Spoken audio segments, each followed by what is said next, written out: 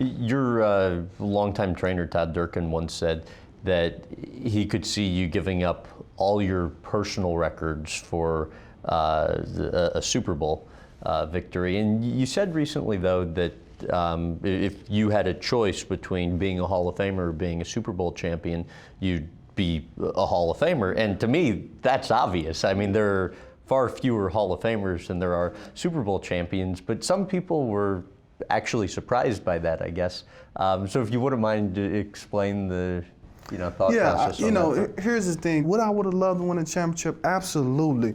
I feel like everything that I sacrificed individually, when I wasn't training with my teammates, when it was just me by myself, out there running hills, busting my butt by myself, I was doing it individually for the team, And so on my way to trying to win a championship, I became a Hall of Famer individually because of the things that I was, doing on the field, the numbers that I was putting up, and then, as a kid, I remember I just always wanted to be remembered in this game, as one of the greatest running backs.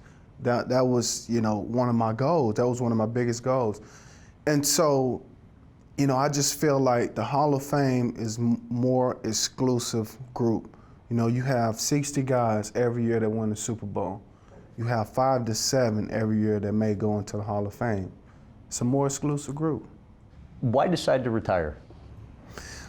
Well, when I first started playing football in the NFL, I imagined that I would play right around 10 years. I mean, because I was a guy that, I did the research on how long NFL running backs lasted in the league, and it was, 3 years.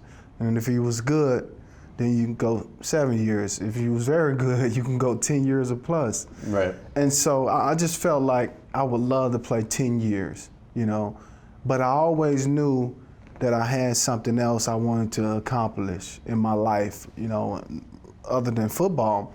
Now, I got to the point where, outside things, having a family, kids, wife started to pull me away. And I'll tell you what happened. My last year, I recall, I was laying in the hotel room. It was Saturday evening, and we was getting ready to play the next day. We was on the road. Mm-hmm.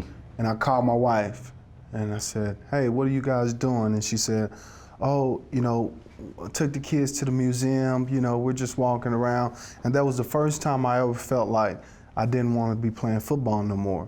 Really? I wanted to be, with my family. And whenever that starts to happen, the distraction that takes you away from the game, then for me, it's time to leave the game. The game is no longer important to me. And that's when you get hurt. That's when you don't perform at the same level anymore because your interest is not there to play football. And so I knew at that point that it was the beginning of the end was coming. And then I made the decision, past June, gave myself 6 months or so. And then I made the decision that it was time to walk away. And did you realize it at that time? Yeah, I pretty much realized it. I mean, at the beginning of the year, I was thinking to myself, this may be my last year. And, as every game went by, I started to think to myself, I only got 12 more games that I will ever play football, never strap it up again. And it started to get emotional at times, as I walked through that building. This is the last time walking down these hallway. Things like that, I knew inside. And yeah, I fought it for a little while and said, you know what, no, I'm gonna play. But I knew inside that it was time to leave. It was time to go because that was the right time for me where I wouldn't cheat the game. I wouldn't cheat the game and I always said, some guys say, no, make them kick you out, get as much money as you can. But for me, it was never about the money.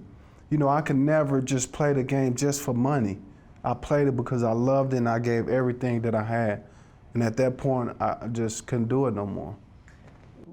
You mentioned you gave yourself an additional, several month period of time before you made that final decision. During that period, what were those moments like when maybe doubt or second thoughts came to mind? Yeah, it was, talking to family members, You know, that was the hardest thing, you know, because talking to family members, you know, even though, excuse me, I knew that, okay, I feel like I'm ready to be done.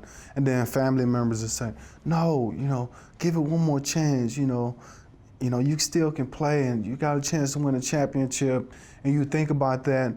And then I talked to my old ball coach, Marty Schottenheimer, and, you know, he says, LT, you know, I can never tell you exactly what to do. All I'll say is this: if not this year, then next year. If not next year, then that next year. You know, and he just put it in perspective that the beginning of the end is coming. You know, this is the beginning, the way you feel. And so I just had to come to realize that, you know what, at the end of the day, it's about how I feel, you know, and it was time.